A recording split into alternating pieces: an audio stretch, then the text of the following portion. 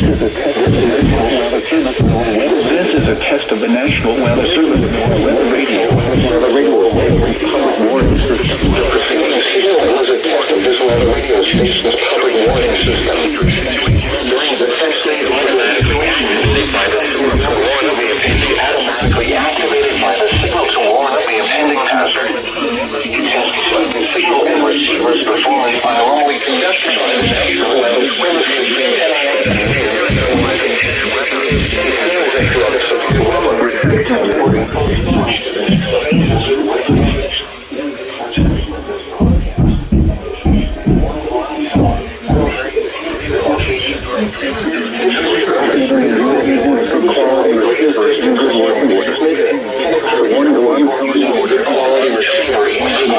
The warning alarm tone will be activated for hazardous conditions.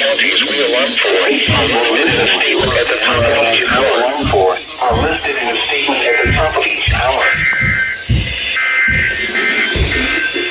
The forecast. Today,